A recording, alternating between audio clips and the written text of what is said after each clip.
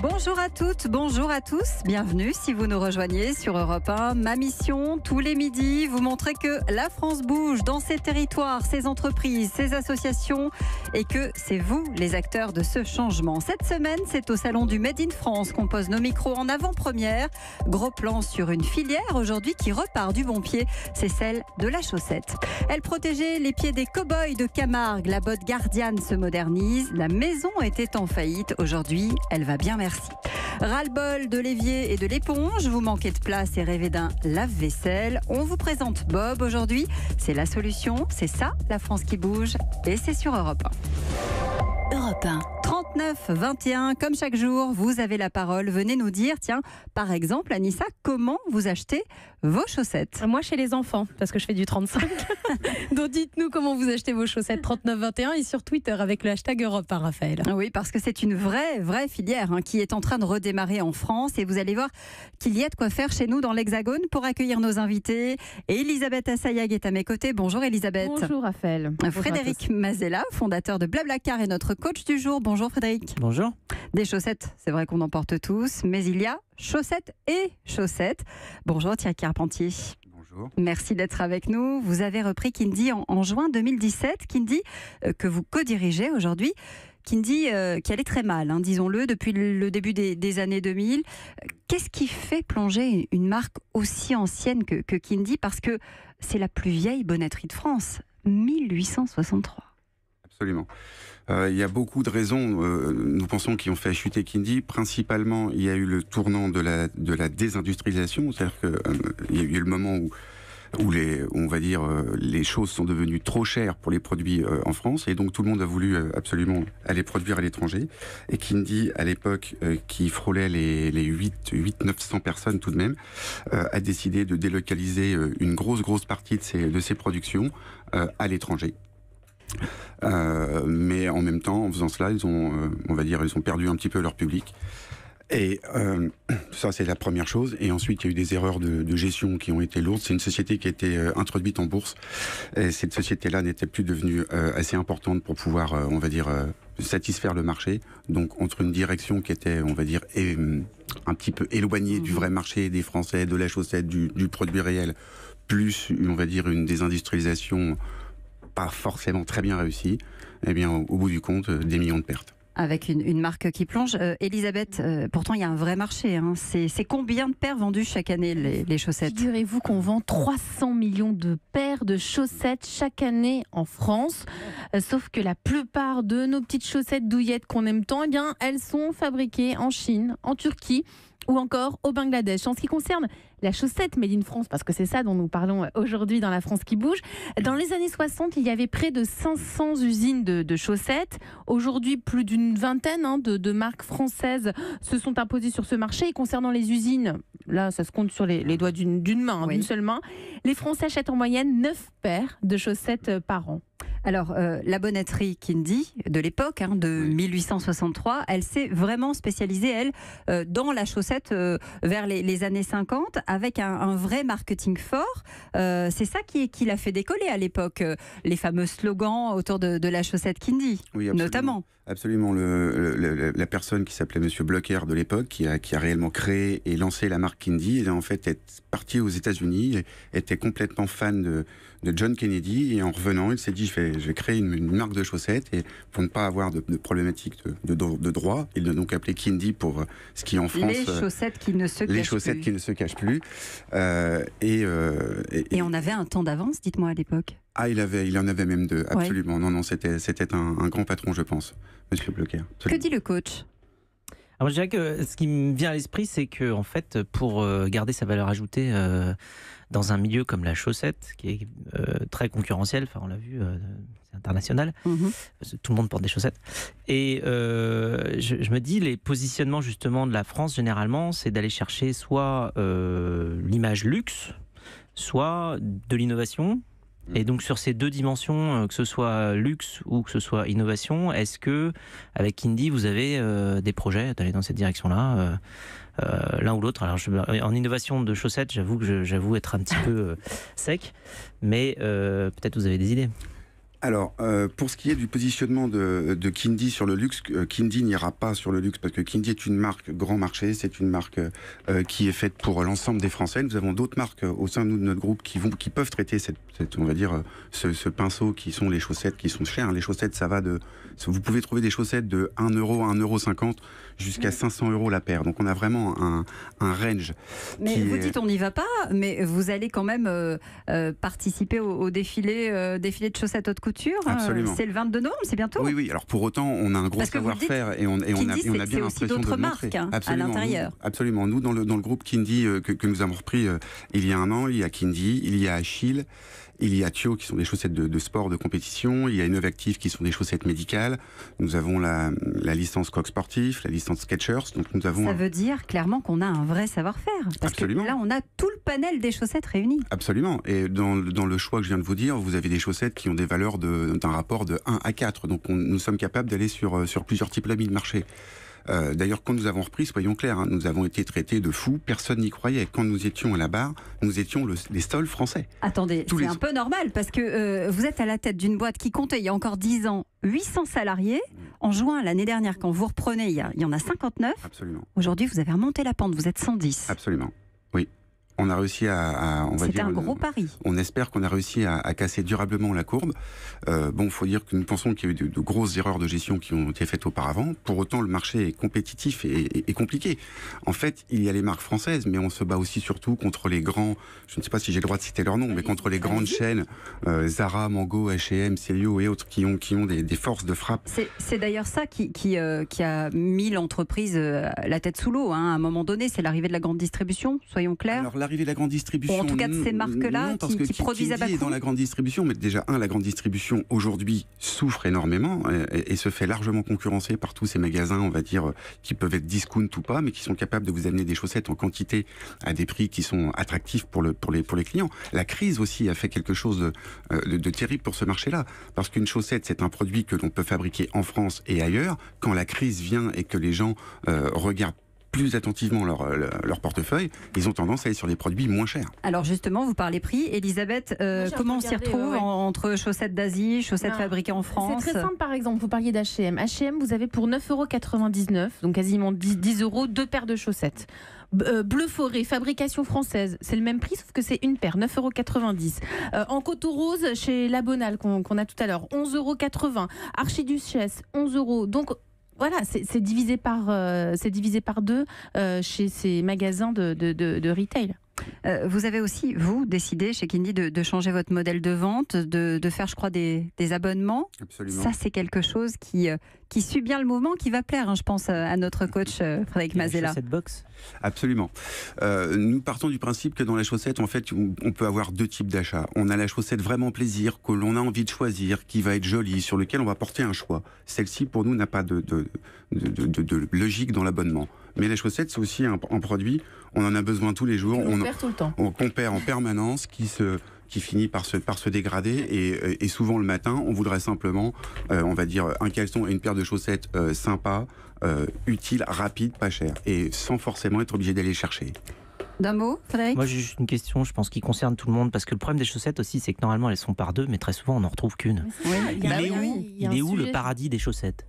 Nous le cherchons. Faudrait qu'on les vende par 3, peut-être. Nous le cherchons. Pour celles qui se perdent. Par 3. Oui, c'est un mystère. Il y a effectivement un nombre de chaussettes qui disparaissent. Et, nous n'avons pas de solution, à part en proposer de nouvelles, mais effectivement, c'est un vrai débat. On va continuer ce débat, justement, sur la chaussette sur Europe 1 aujourd'hui. Il est 13h09. Europe 1. Un savoir-faire, une histoire, c'est aussi ça, l'univers de la chaussette en France, l'entreprise qui va nous rejoindre. Et de celle-là, c'est La Bonale. À tout de suite.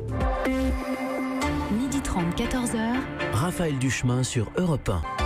La France bouge et c'est le pied tous les jours de 13h à 17h sur Europe 1. Vous le savez, vous participez à cette émission, vous pouvez poser toutes vos questions. N'hésitez pas, Twitter, #Europe 1, le 3921, c'est le standard d'Europe 1. Et aujourd'hui, on parle des chaussettes made in France et elles ont la cote, ces chaussettes, Raphaël. Je suis toujours avec Elisabeth Assayag qui m'accompagne toute la semaine, avec notre coach Frédéric Mazella, fondateur de Blablacar. Si je vous dis que c'était l'entreprise qui fournissait dans les années 70 le plus grand nombre de chaussettes et qu'il y avait à l'époque 1000 salariés, 15 millions s'il vous plaît de paires par an. Bonjour Dominique Malfait. Bonjour. Vous êtes aujourd'hui le PDG de La Bonale. Alors il y a beaucoup de choses qui ont changé depuis le début de l'histoire de La Bonale.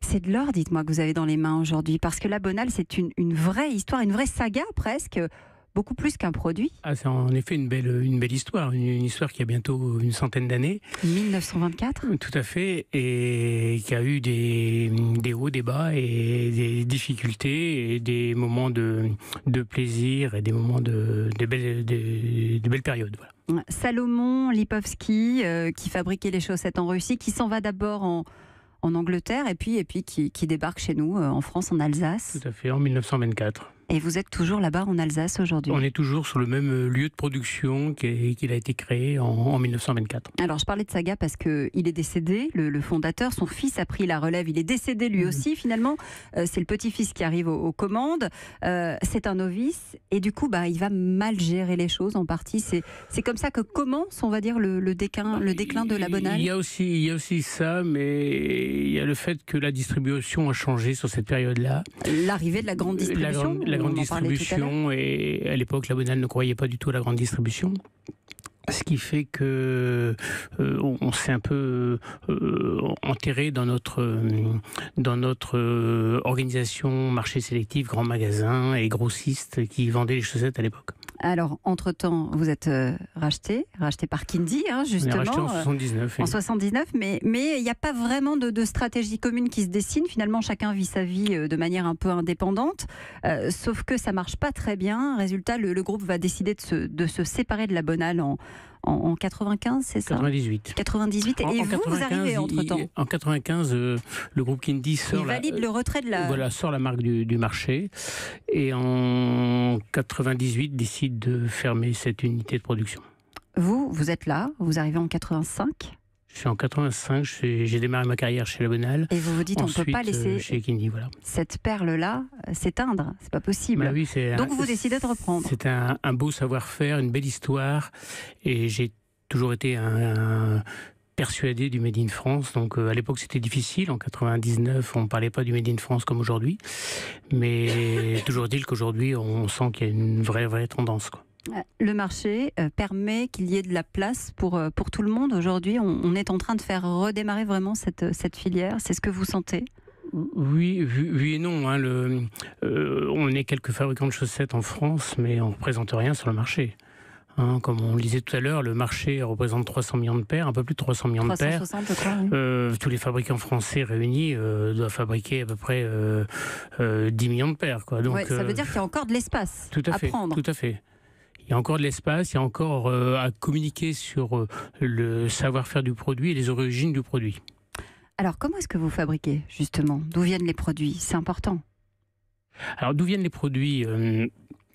Aujourd'hui, malheureusement, la filière textile en France est fortement sinistrée.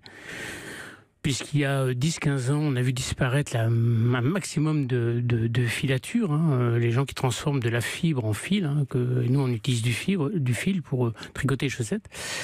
Et toute cette filière a quasiment disparu.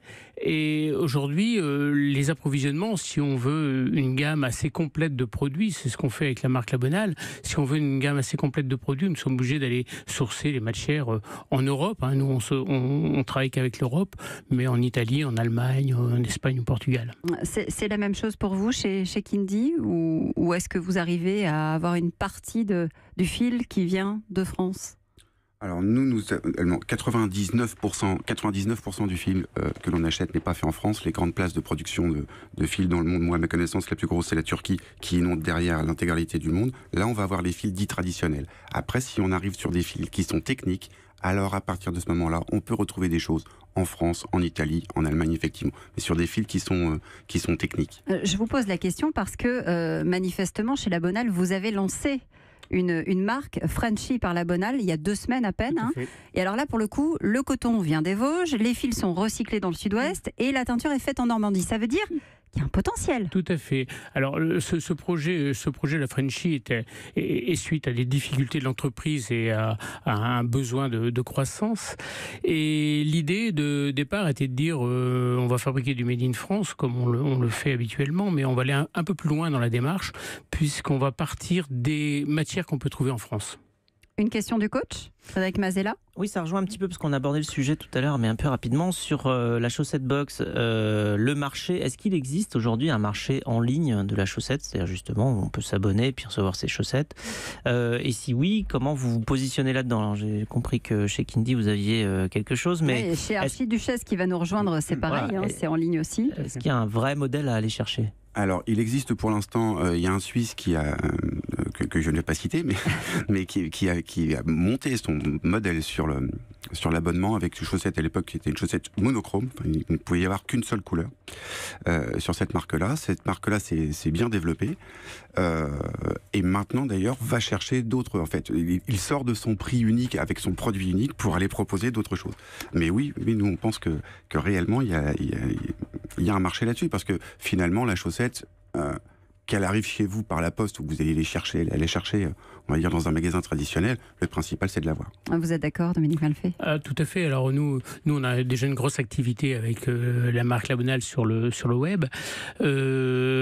Sur la Frenchie, nous allons aussi développer la partie web et notamment en box, puisque c'est un positionnement plus facile. C'est on enlève une contrainte au consommateur le matin qu'il ne trouve pas ses chaussettes.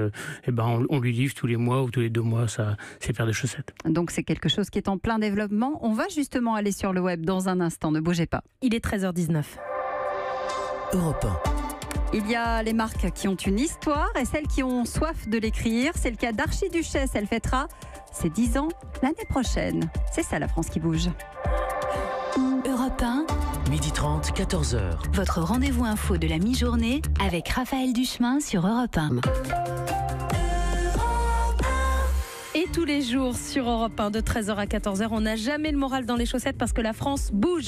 Grâce à vos invités tous les jours, Raphaël Duchemin, c'est un festival aujourd'hui. Oui, je vous félicite, Nissa, vous avez bien préparé l'émission. Vous pouvez continuer à réagir. Twitter, #Europe 1 et le 3921, c'est le standard. Toujours avec notre coach Frédéric Mazella, fondateur de Blablacar, et avec Elisabeth Assayag qui est à mes côtés. Preuve que le secteur est florissant et qu'il redémarre. Beaucoup de nouvelles marques sont arrivées récemment sur le marché de la chaussette. C'est le cas d'Archiduchesse. Bonjour Camille Zamo. Bonjour. Merci d'être avec nous sur Europe 1. Vous êtes la présidente d'Archiduchesse.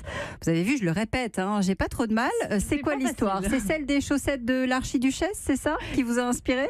Exactement. Oui, c'est vrai que le nom est très inspiré de cette petite expression que je ne dirais pas non plus. Archi-sèche. Oui, tout à fait. On s'entraîne pourtant, mais c'est assez difficile. Et donc, nous, notre marque, donc on est beaucoup plus jeune que la Bonal et Kindy. 10 ans l'année prochaine. Exactement. On va avoir 10 ans l'année prochaine.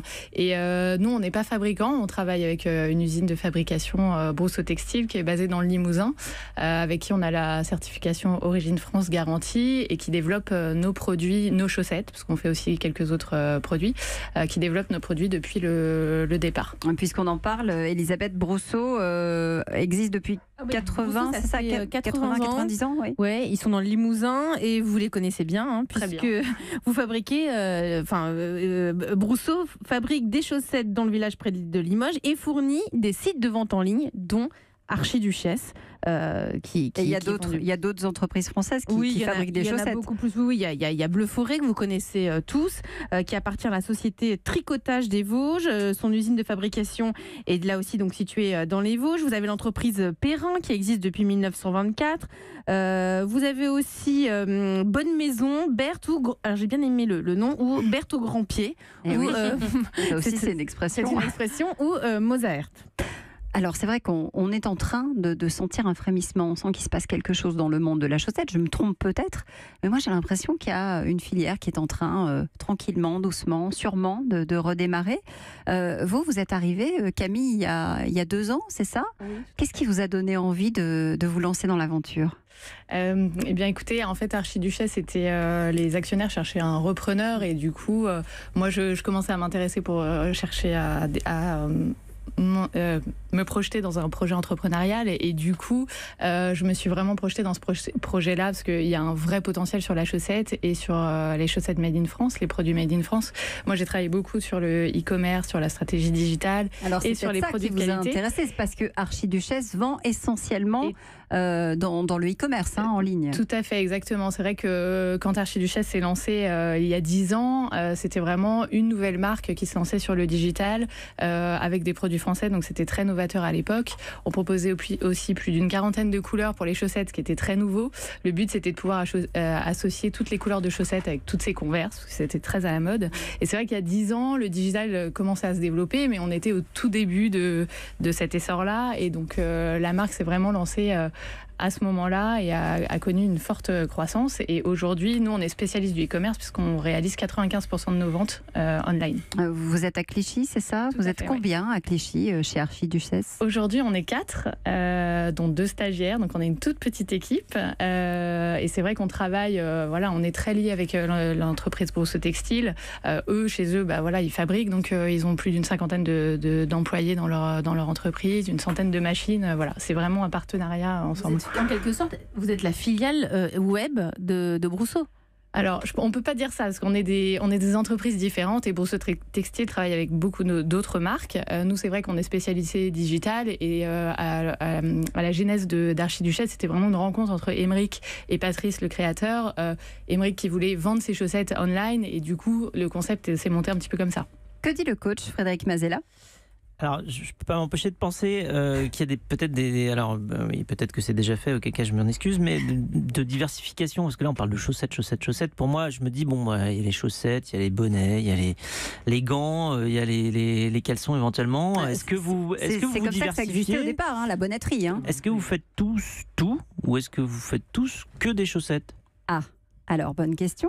Alors, pour Kindy, nous faisons en même temps de la chaussette et ce qu'on appelle de la lingerie pour hommes. Donc, on va faire caleçon, t-shirt, la culotte simple pour femmes, mais pas la lingerie au sens, on va dire, élaboré. Ça, nous faisons, mais la raison pour laquelle, et on va relancer cette partie-là, qui avait été légèrement mise en sommeil, mais ce ne sont pas les mêmes machines, en fait. Alors, si on parle très clairement de fabrication, une machine qui vous fabrique une chaussette et une machine qui va vous fabriquer un caleçon ou un t-shirt, ce n'est pas la même. Donc vous avez 2 lignes de production, même si on est dans des univers qui sont proches, en termes de process de fabrication, c'est pas la même chose. Même chose pour vous chez La Bonale? Alors nous, ça nous arrive de faire un peu de gamme complémentaire qui sont autres que de la chaussette, mais notre vrai métier reste la chaussette, c'est notre métier.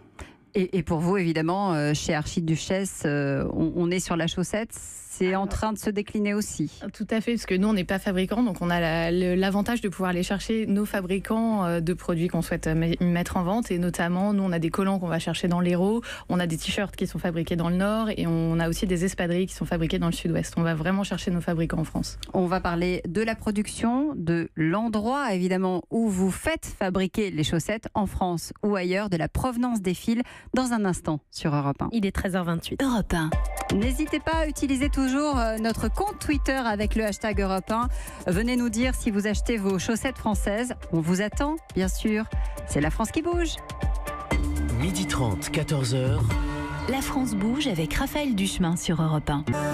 La France bouge, c'est votre émission tous les jours de 13h à 14h sur Europe 1 et tous les jours vous pouvez réagir, poser vos questions, témoigner sur Twitter avec le hashtag Europe 1 au 39 21, c'est le standard 50 centimes la minute et aujourd'hui on parle des chaussettes made in France qui ont la cote avec vos invités Raphaël.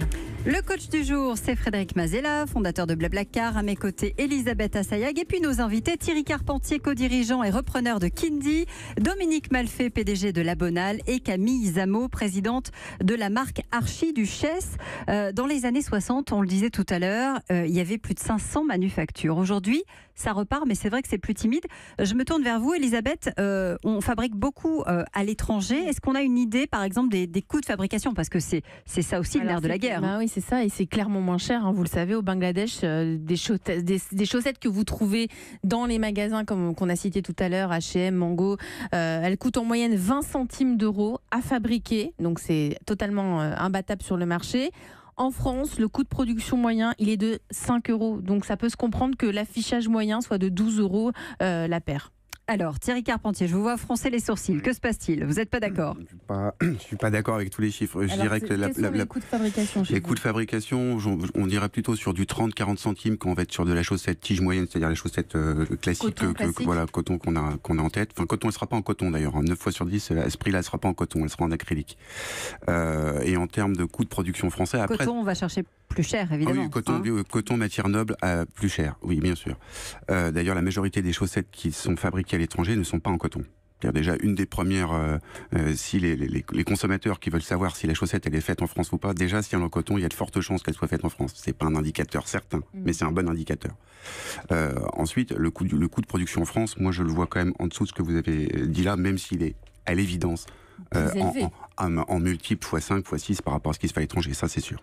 Camille Zamo, vous, ça vient d'Inde essentiellement, le fil qui est tissé pour les chaussettes qui sont fabriquées chez Brousseau, du coup. Oui, tout à fait. Notre coton vient d'Inde et nous, il était Pourquoi vraiment important. C'est un choix déjà en France, c'est vrai qu'il n'y a plus beaucoup de filature, donc il y a une nouvelle qui vient de se lancer et il faut trouver du coton en France et c'est vraiment pas simple. Ça veut dire que c'est quelque chose que vous pouvez imaginer dans les années qui viennent ? Alors on pourrait, après il faut voir aussi la fabrication parce qu'il faut qu'on ait assez de coton. Je crois que on est sur le début.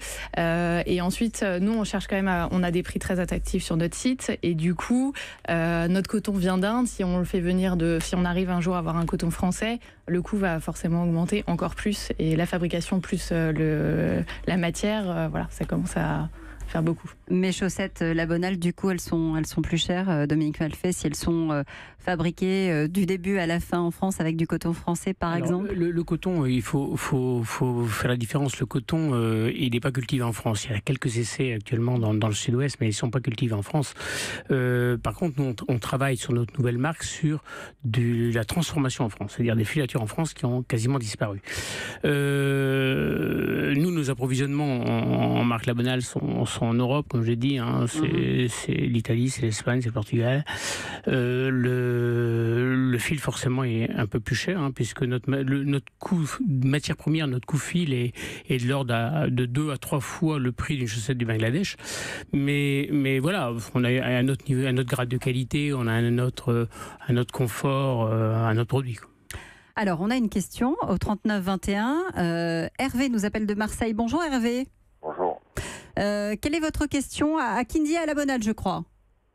Oui, entre autres. En fait, tout à l'heure, il a été annoncé que le chiffre d'affaires global sur le marché français, c'est 300 millions d'euros.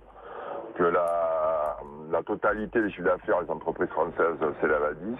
Donc moi, je voulais savoir, en termes de développement, si vous voyez plutôt sur le marché français ou attaquer les marchés étrangers, à l'export. Parce que si les chaussettes du Bangladesh, le fil est beaucoup plus fin, à mon avis, parce qu'on met le pied trop fort dedans, il passe en travers. Donc peut-être essayer de vendre la qualité de la fabrication française à l'étranger, Alors, qui veut répondre?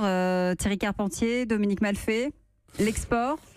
Oui, alors l'export aujourd'hui, nous on n'est pas très très fort à l'export, c'est clair. C'est un projet qu'on doit mener. Mais c'est un choix ou c'est quelque chose non, que c'est un choix par dépit parce que économiquement on est dans des situations qui sont pas faciles. Et pour faire de l'export, il faut avoir un ticket d'entrée assez élevé. On n'en a pas forcément les moyens actuellement. Mais en effet, c'est une piste à développer puisque le produit français sera d'autant plus apprécié à l'export qu'on trouve des produits bas de gamme en grand import. Même question pour vous chez Kindy, Thierry Carpentier. Alors, Kindy vient de créer sa première filiale à l'étranger, donc nous venons de partir à l'export. Et nous venons de signer notre premier gros contrat. Donc nous allons distribuer Coq Sportif dans toute la Hollande et la Belgique. Donc c'est tout à fait possible. Mais là où je rejoins Dominique, c'est qu'il faut qu'on ait un catalyseur. C'est-à-dire qu'il faut qu'il y ait une marque, une valeur qui soit autour du produit que l'on fait. Si on fait une chaussette simple qui n'a pas de valeur, pour aller la vendre à l'extérieur de la France, les autres pays vont nous égaler en termes de prix. On n'arrivera pas à se déterminer. Oui, il faut se différencier. C'est évident. Et tirer vers le haut pour pouvoir attaquer les différents marchés. Camille Zamo, je voudrais qu'on dise un mot d'une opération que vous venez de lancer. On en parlait tout à l'heure, la fameuse chaussette isolée, la chaussette orpheline. Vous avez décidé de les récupérer. Tout à fait. Il y a 2 semaines, on a lancé une grande récolte de chaussettes pour créer la plus grande montagne de chaussettes, puisqu'on s'est rendu compte, déjà chez nous, chez Archiduchesse, mais aussi chez nous en personnel, qu'on avait beaucoup de chaussettes qui traînaient à droite à gauche, des chaussettes qui étaient qu'on n'utilisait plus, qui étaient orphelines. Et du coup, l'idée, c'est de lancer une récolte, qu'on puisse remettre des paires ensemble et ensuite les reverser à des associations. Et on s'est associé à l'association Soc en Stock, qui qui reverse ces chaussettes-là à des organismes humanitaires, type la Croix-Rouge et l'Armée du Salut. Les actions sociales, c'est important chez vous. Hein. Vous participez aussi à Octobre Rose, vous reversez les bénéfices justement à une association. Vous êtes très engagé sur ce sujet. Un mot pour finir, le coach Frédéric Mazella ?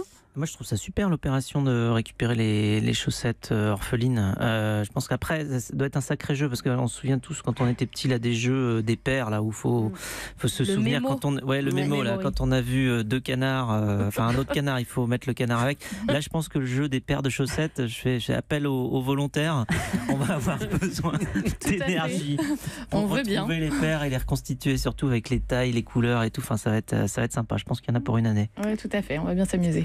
Merci à tous les trois d'être venus nous parler de la chaussette française. On vous retrouve évidemment au salon du Made in France. On reste ensemble, on continue à débattre sur Europe 1. Il est 13h38. Europe 1. Et si on glissait nos pieds maintenant dans des camarguaises fabriquées chez nous, c'est la botte gardienne et c'est l'entreprise qui va bien. Merci.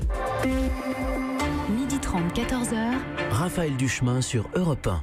Jusqu'à 14h sur Europe 1, la France bouge et tous les jours, Raphaël Duchemin, vous mettez en avant une entreprise française, bien sûr, qui va bien aujourd'hui, après les chaussettes, les chaussures. Oui, et cette entreprise, eh bien, sachez qu'elle existe depuis 1958. Bonjour Fanny Agulon. Bonjour. Merci d'être avec nous sur Europe 1. Vous êtes la co-gérante de la Botte Gardienne. Vous êtes aussi la directrice artistique de cette belle maison qui a été rachetée par votre père en 1995 alors qu'elle était en faillite.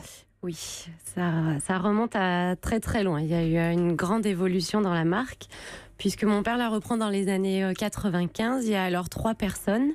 En faisant des petits salons et des choses comme ça, il remonte la marque. Et en 2002, on fait un salon professionnel à Paris. Et là, les Japonais découvrent les produits, le savoir-faire, les cuirs et tombent amoureux de la botte. Et c'est eux qui ont permis de sauver la marque. Alors dites-moi, qu'est-ce qui lui a donné envie à votre père justement de mettre de l'argent, du temps dans cette fabrique de bottes traditionnelles camarguaises? Si vous êtes avec nous sur europe1.fr, vous pouvez les voir, hein, ces bottes traditionnelles, elles sont magnifiques. Je crois que votre père a repris l'entreprise pour 4 000 € au départ, mais il en a mis beaucoup plus après, hein, de l'argent dedans. Oui, tout à fait. Il a beaucoup investi. Après, c'est vrai qu'il 200 000 € ne serait-ce que dans les machines.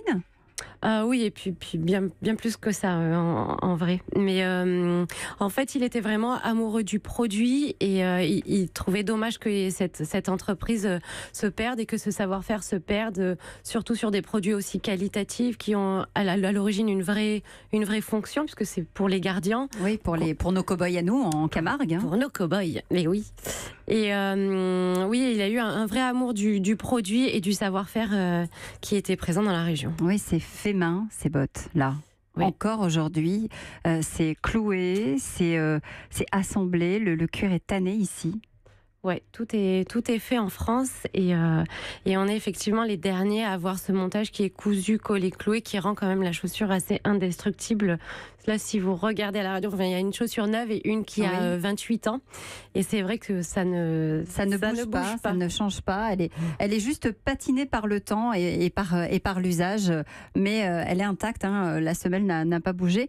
Le cousu non plus. Comment est-ce que vous avez fait justement pour redresser la barre quand vous reprenez là en 1995 ? Comment on relance grâce aux Japonais notamment ? Et après, c'est aussi d'arriver à sortir de la Camargue pour venir à Paris et présenter les chaussures à une autre clientèle.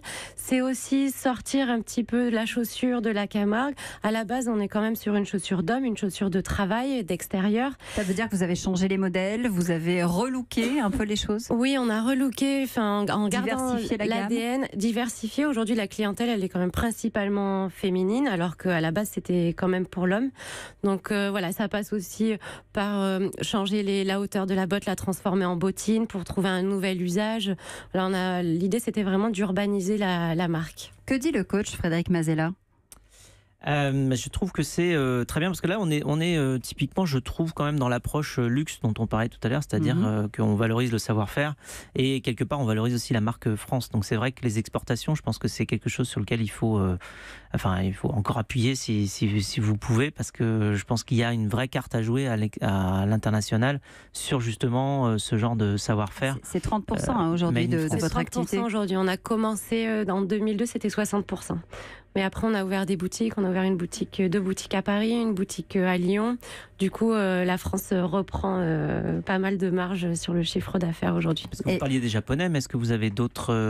enfin, des Japonais à l'époque en 2002, mais est-ce que vous avez d'autres nationalités typiquement qui vont raffoler de vos bottes? Oui, alors bon, le premier, ça reste quand même le Japon. Il y a les États-Unis, il y a la Corée. Après, on est dans toutes les capitales européennes. On est à Singapour, en Australie. Enfin, on est un petit peu, on est sur les 5 continents quand même. Mais c'est vrai qu'il y a encore une marge de développement à l'export parce que même en boutique à Paris, on voit qu'il y a une clientèle très étrangère et qui est vraiment très friande des produits qu'ils ne retrouvent nulle part ailleurs. En fait. Fanny Agulon, vous en faites 15 000 comme ça par an, des bottes, c'est ça? 15 000 qui sortent de l'usine, qui est toujours dans le sud, toujours aux portes de la Camargue. Vous avez obtenu aussi, et ça c'est important, le label Patrimoine Vivant, l'entreprise du patrimoine vivant. En 2007, ça c'est aussi un gage supplémentaire quand on va vendre en France, mais aussi à l'étranger. Oui, tout à fait. Après, c'est vrai que c'est un label qui récompense vraiment l'excellence des savoir-faire. Et il n'y a que 1400 entreprises qui l'ont en France. Donc, on est vraiment sur quelque chose d'unique et de rare. Et c'est ce qu'on cherche à préserver. Donc, on l'a effectivement depuis 2007. Préserver et moderniser parce que vous faites aussi du sur-mesure. Vous avez une offre personnalisée. Ça, c'était important. Oui, après ça c'est aussi ce qui fait un peu notre force, c'est qu'on a à la fois plus de 100 cuirs différents et on peut choisir son sac, sa ceinture, sa sandale dans n'importe quel cuir. Ils sont là, je les ai avec moi, les coloris et tout. Ouais. Et oui, il y a toutes les qualités, il y a de la peau de mouton, il y a du veau, il y a des cuirs métallisés. Tout est français, la plupart en tout cas? La plupart est français, le veau velours vient d'Italie. Parce que c'est une spécificité? Parce que la qualité était très bien là-bas. Une question d'Elisabeth. Je peux vous demander combien coûte la botte basique, là, celle que l'on voit sur europe1.fr, la traditionnelle, parce qu'il y a énormément d'imitations de votre botte. Oui. Alors combien coûte-t-elle? Ça a été imité en effet. Elle coûte 350 € du 34 au 46. Oui, avec évidemment une longévité qui n'est plus approuvée. Oui, non, là, le produit, il est rentable. Et franchement, pour celui qui l'achète. Compte tenu de la qualité, le prix, c'est un très gros prix, mais c'est totalement... je trouve que ça vaut la peine par rapport à la qualité. 1958, cette botte gardienne. Merci Fanny Agulon d'être venue nous en parler aujourd'hui sur Europe 1. Il est 13h47. Europe 1. Il s'appelle Bob et même si vous habitez dans un studio, il peut vous rendre service. C'est le plus petit lave-vaisselle qui existe sur le marché. Et c'est la solution Made in France du jour. Europe 1, 12h30, 14h. votre rendez-vous info de la mi-journée avec Raphaël Duchemin sur Europe 1. Jusqu'à 14h, la France bouge sur Europe 1 avec vos invités. Raphaël Duchemin, on donne bien sûr la parole à ces entreprises françaises qui innovent. Et tous les jours, juste avant 14h, vous nous proposez une solution pour nous faciliter la vie. Alors celle d'aujourd'hui, elle va faciliter la vie de bien nombreux auditeurs. Marre de faire la vaisselle, oui. mais pas la place ni les moyens de vous offrir un lave-vaisselle. Bob est peut-être votre solution. Il est gros comme un micro-ondes, un peu plus. Il fait la vaisselle. Je vous parle d'un mini lave-vaisselle 100% français, Elisabeth Assayag. Bah oui, imaginez un lave-vaisselle ultra compact. Il est là à côté de nous. Vous allez pouvoir Vous pouvez le voir sur europe1.fr. C'est le plus rapide du monde. C'est un petit condensé de technologie. Il est petit, connecté, écologique. Et de plus, il fait votre vaisselle en un minimum de temps. Et il s'appelle Bob. Il s'appelle Bob et son créateur ne s'appelle pas Bob, c'est Damien Pi. Bonjour. Alors on est deux créateurs, Damien Pi et Antoine, qui a fait Dantech. Et en fait Bob, c'était, on se dit avant il y a Bob l'éponge et maintenant il y a Bob le lave-vaisselle. Et l'idée en fait c'est permettre à tous les gens qui sont encore contraints d'utiliser l'éponge, d'en finir avec l'éponge et d'utiliser Bob. Mais vous êtes vous-même étudiant? Alors non, je suis plus étudiant, on est une vraie entreprise. Quand vous étiez étudiant, quand vous avez eu l'idée de lancer Bob. Tout à fait en fait. Alors vous en aviez marre de faire la vaisselle. Exactement, c'est ça. On avait marre d'utiliser l'éponge. Et du coup, on s'est dit, faut faire quelque chose. Et l'idée, c'est un petit lave-vaisselle qui se pose à côté de l'évier sur l'égouttoir. Il n'y a pas besoin d'arrivée d'eau parce qu'on le relie en fait juste au réseau électrique. On remplit le réservoir comme une machine à café de 3 litres. Et ça suffit pour laver en 20 minutes. C'est les vaisselles quotidiennes de 2 personnes. C'est-à-dire 4 assiettes, 4 verres, 2 tasses et 2 bols. Donc là, pour le réservoir, on a un petit capuchon sur le dessus qu'on peut enlever. Dessus, là, oui. Exactement. On remplit avec un pichet d'eau. On met de l'eau. Et ça suffit pour laver en 20 minutes. Et on a quand même la possibilité de le connecter au réseau d'eau. Typiquement, si on est propriétaire ou qu'on veut l'encastrer, on peut le faire. Bon alors, on l'entend, il est génial, il est totalement révolutionnaire. Il coûte combien ? Alors, à terme, Bob coûtera 299 €, mais pour les Early Birds, il est encore à 199 € sur notre site internet en précommande. Donc, on est déjà à 4600 précommandes. C'est quoi les Early Birds? C'est ceux qui commandent avant tout le monde. En pour fait, que vous puissiez entamer la fabrication. Exactement. En fait, Bob sera livré seulement l'été prochain, puisqu'il y a des délais d'industrialisation qui sont assez longs. Mais en fait, en dédommagement de ça, on fait un tarif préférentiel qui est 100 € de moins par rapport au prix final. Mais 299 €, ce lave-vaisselle, alors il est magnifique. On pense évidemment aux étudiants, mais 299 € pour un lave-vaisselle, moi j'ai envie de dire à l'étudiant, fais ta vaisselle. Ça reste très cher tout de même. Votre étudiant ou votre étudiante ne vous supplie pas de l'avoir pour Noël, parce que quand il supplie d'avoir un iPhone, il l'a. Donc, faut pas oublier ce détail-là. Puis surtout, nous, en fait, argument de vente, dites-moi. On vise pas que les étudiants. En fait, nous, sur toutes les personnes qui ont commandé Bob aujourd'hui, il y a plus de 50% qui ont plus de 30 ans. Donc, c'est pas seulement les étudiants. Donc, pour des petits espaces, peut-être. Nous, en fait, c'est toutes les personnes qui vivent seules ou en couple. On a beaucoup de personnes qui ont plus de 50 ans. Dans des petits espaces et qui n'ont pas la place de mettre un vrai lave-vaisselle, un grand lave-vaisselle. Pas l'usage. On a beaucoup de personnes qui ont un gros lave-vaisselle, mais qui ne l'utilisent pas. Ils l'utilisent seulement quand les enfants viennent. Que dit le coach Frédéric Mazella? Moi, d'abord, je le trouve très beau. Oui, il est très beau. C'est le iMac des lave-vaisselle. Oui, c'est vrai. Il a un look révolutionnaire. C'est vrai que ça faisait longtemps qu'on n'avait pas révolutionné le look des lave-vaisselle. Donc là, je trouve que c'est quand même vraiment une bonne idée. Parce qu'en fait, oui, c'est pas l'objet le plus beau de la maison, d'habitude, le lave-vaisselle. Et là, il y a une recherche d'esthétique. Donc déjà, avec le hublot devant. Hein. Ouais, c'est très marrant. Donc voilà, ensuite, c'est vrai que 299 €, oui, ça peut paraître un peu cher, donc effectivement, il faut se ruer sur 199 parce que c'est déjà 100 € de moins. Donc, il faut y aller tout de suite. D'ailleurs, on le trouve où? C'est quoi? C'est un site de crowdfunding que vous avez fait? Alors non, en fait, nous, c'est sur notre site internet, donc dan.tech, Damien et Antoine.tech, TECH. Et en fait, pourquoi notre site internet? Parce qu'on peut le personnaliser. Il y a 12 couleurs pour la porte, 2 pour le corps, blanc ou noir. Et on peut même graver un petit message à l'arrière. Ah, génial. Elisabeth? Et alors après le lave-vaisselle, ce sera quoi la suite? Le lave-linge. Ouais, le lave-linge, ce sera tellement utile. Effectivement, on a toute une gamme de produits en tête. Nous, l'idée à terme, c'est de devenir un fabricant d'électroménager et de relancer un peu une filière qui est, on va dire, pas très en vogue aujourd'hui par rapport à d'autres. Mais voilà, déjà, Bob, c'est notre premier produit. On se concentre là-dessus sur les prochains mois. Et évidemment, on espère... Et Bobby, le lave-linge. Bah, on peut pas donner, on va pas spoiler. Mais on laisse encore plein de surprises. C'est dans la tête. C'est dans la tête, évidemment. Bon, vous reviendrez nous en parler, évidemment. Avec grand plaisir. On prend rendez-vous. En tout cas, merci pour Bob et pour tous ceux qui vont l'utiliser. Merci à Frédéric Mazella d'avoir été notre coach aujourd'hui. On se dit à bientôt. Elisabeth, nous on se retrouve demain. On va parler de quoi demain? Anissa, nous allons jouer demain. Ah, génial. Le super, jouet français. On va préparer Noël. C'est super. Merci beaucoup. C'était Raphaël Duchemin sur Europe 1 à 14h pile. Dans un instant, donc, vous avez rendez-vous avec Christophe Ondelat, comme chaque jour, avec ses récits incroyables. Bonjour Christophe. Bonjour Anissa. Aujourd'hui, je vais vous raconter une évasion célèbre, l'évasion de 3 détenus de l'abbaye de Fontevraud, dans le Maine-et-Loire, en 1955. Voilà, 1 heure donc avec des rebondissements, 3 évasions, une cavale et bien sûr la traque, les évadés de Fontevraud. C'est à 14h pile sur Europe 1.